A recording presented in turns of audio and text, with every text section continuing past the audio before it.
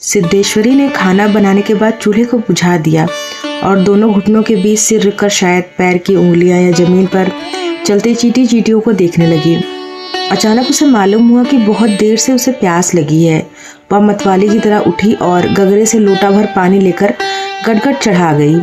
खाली पानी उसके कलेजे में लग गया और वो हाय राम कहकर वहीं जमीन पर लेट गई। आधे घंटे तक वहीं उसी तरह पड़ी रहने के बाद उसके जी में जी आया। वो बैठ गई, आंखों को मल मल कर इधर उधर देखा और फिर उसकी दृष्टि उसारे में अध टूटे खटोले पर सोए अपने 6 वर्षीय लड़के प्रमोद पर जम गई। लड़का नंग धड़ंगा पड़ा था। उसके गले तथा छाती की हड्डियां साफ दिखाई देती थी।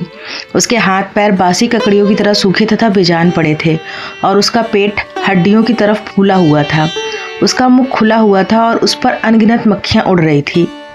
वह उठी, बच्चे के मुंह पर अपना एक फटा गंदा ब्लाउज डाल दिया और एक आधा मिनट सुन्न खड़ी रहने के बाद बाहर दरवाजे पर जाकर किवाड़ की आड़ से गली को निहारने लगी। 12 बज चुके थे। धूप अत्यंत तेज थी और कभी 1-2 व्यक्ति सिर पर तौलिया या गमछा रखे हुए या मजबूती से छाता ताने हुए फुर्ती से के साथ लपकते हुए सामने से गुजर जाते थे। 10-15 मिनट तक वहीं उसी तरफ खड़ी रही।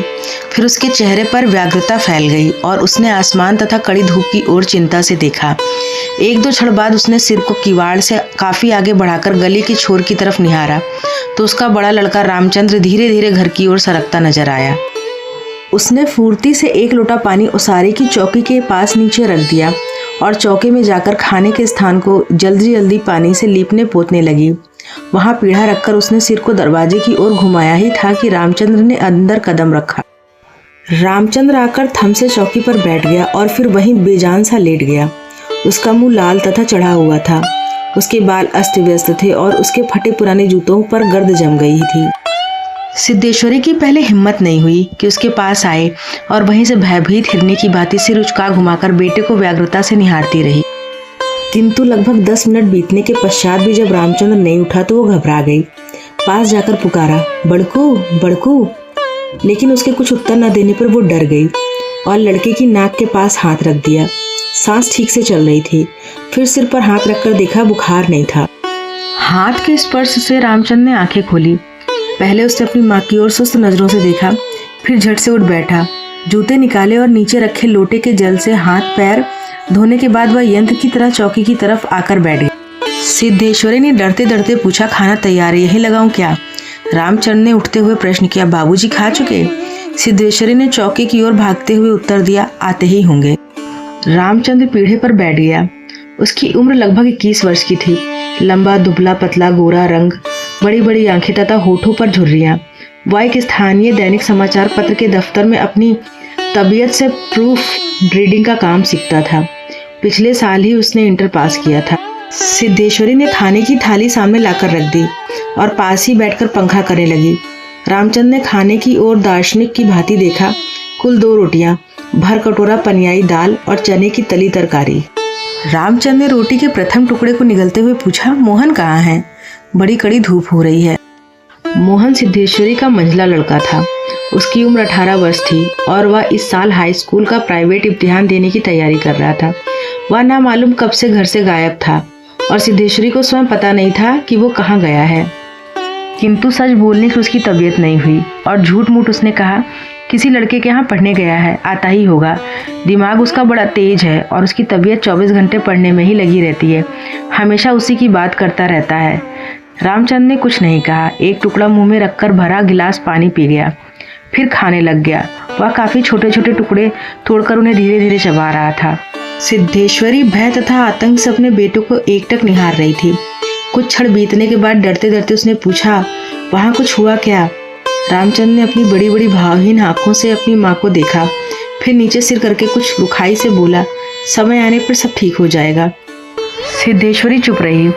धूप और तेज होती जा रही थी। छोटे आंगन के ऊपर आसमान के बादल में 1-2 टुकड़े पाल की नावों की तरह तैर रहे थे। बाहर की गली से गुजरते हुए एक खड़खड़िया इक्के की आवाज आ रही थी और खटोले पर सोए हुए बालक की सांस का खरखर का शब्द सुनाई दे रहा था। रामचंद्र ने अचानक चुप्पी को भंग करते हुए पूछा, प्रमोद खा चुका?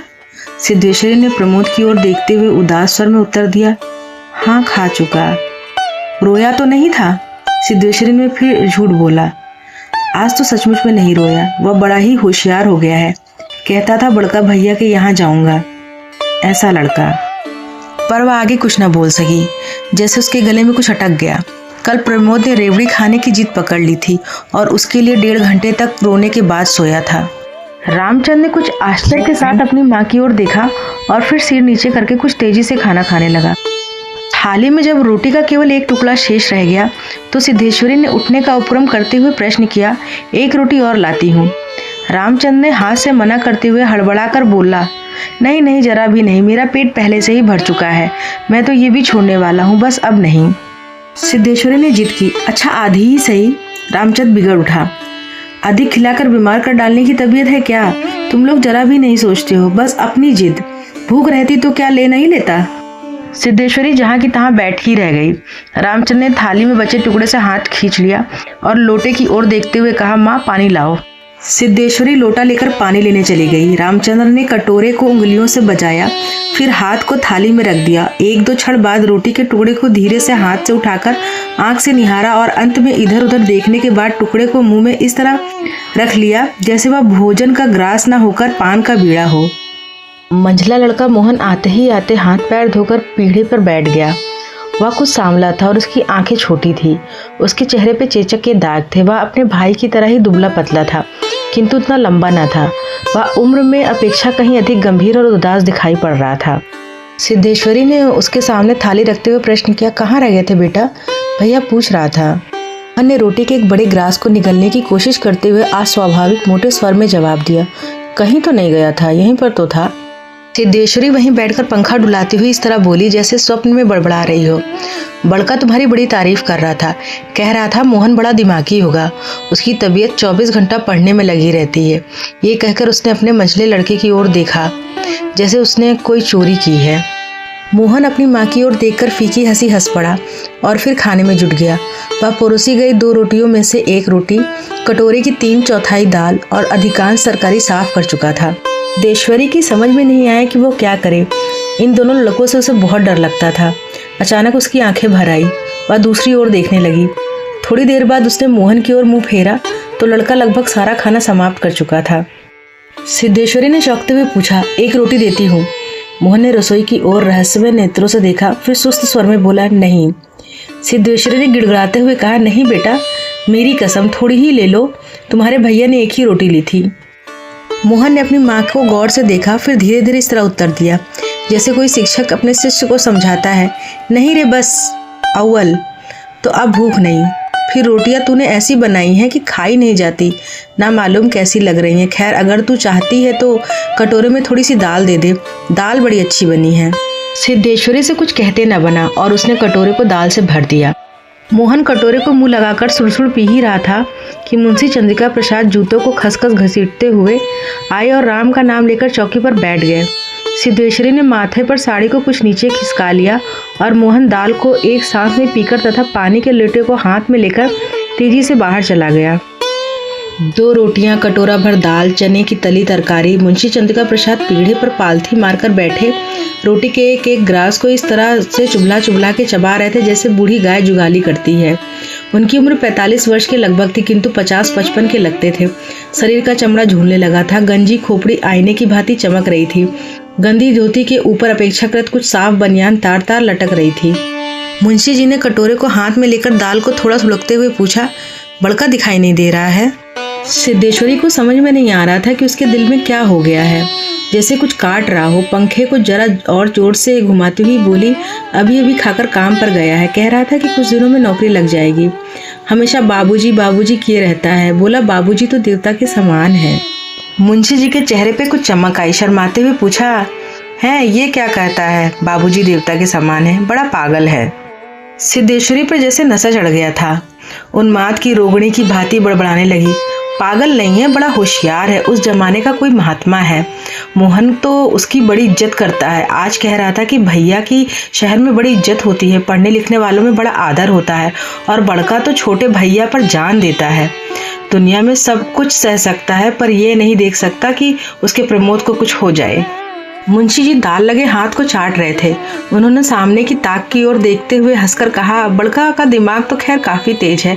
वैसे लड़कपन में नटखट भी था, हमेशा खेलकूद में ही लगा रहता था, लेकिन ये भी बात है कि जो सबक मैंने उसको याद करने को दिया था उससे बर्राक रखता था। असल तो यह है कि तीनों लड़के काफी होशियार हैं। प्रमोद को कम समझती हो? ये कहकर वो अचानक जोर से हंस पड़े।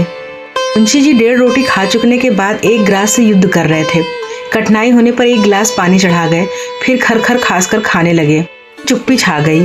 दूर से किसी आटे की चक्की की पुक पुक की आवाज सुनाई दे रही थी और पास के नीम के पेड़ पर बैठा कोई पंडुक लगातार बोल रहा था। सिद्धेश्वरी की समझ में नहीं आ रहा था कि क्या कहे।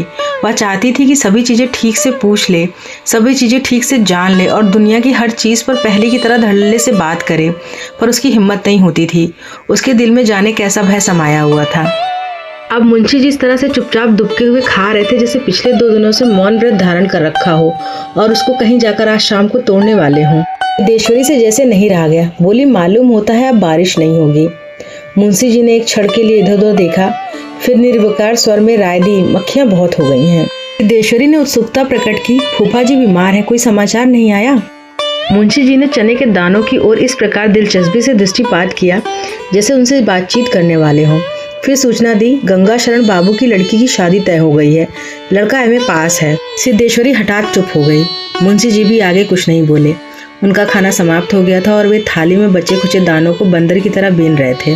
सिद्धेश्वरी ने पूछा, बड़का की कसम एक रोटी देती हूँ, अभी भी बहुत सी हैं। मुंशी जी ने पत्नी की ओर अपराधी के समान तथा रसोई की ओर कनखी से देखा।